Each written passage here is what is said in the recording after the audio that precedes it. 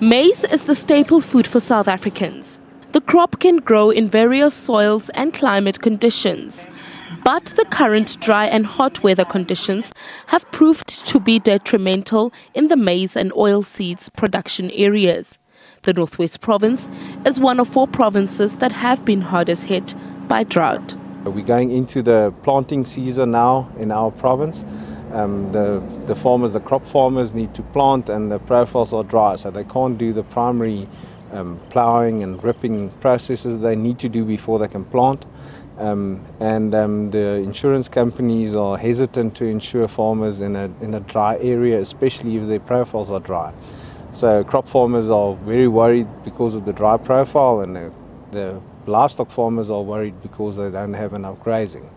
The country accounts for the bulk of Africa's maize production, but this year the numbers are dwindling. If the current weather conditions continue, the country will soon depend on food imports.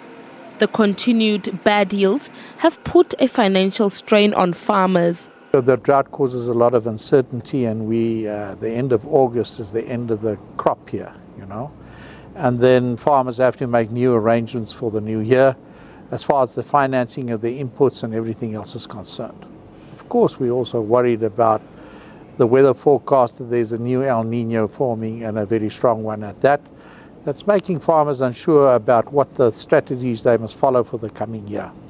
Coming out of a drought like we had this past year obviously puts some pressure on their financial situation. Agricultural companies, banks, and all stakeholders in agriculture know that we are in for the crunch at the moment, that we will need to be level-headed because the country needs farmers, the country needs food, the country needs these 31,000 commercial farmers are seeing that our numbers are dwindling to stay on the farms so that we can have food security for the future that's coming. The situation will deteriorate if the current weather conditions can continue. Experts believe that the current situation can also affect the maize production next year. The expected poor maize harvest will have negative impacts on the agricultural sector and food production. Farmers say partnerships with government is needed to ensure the sustainability in food production. We have met with the farmers, and we have indicated that the programs that we're having as a department, that of assisting with mechanizations, that is your tractors, your equipments, the production inputs, seeds and fertilizers, are part of drought relief because they cannot afford to buy that because they did not harvest much. A total of 750,000 tons of maize have already been imported this year, while grain prices have increased by 29%. Athlenda Mati, SABC News, Northwest.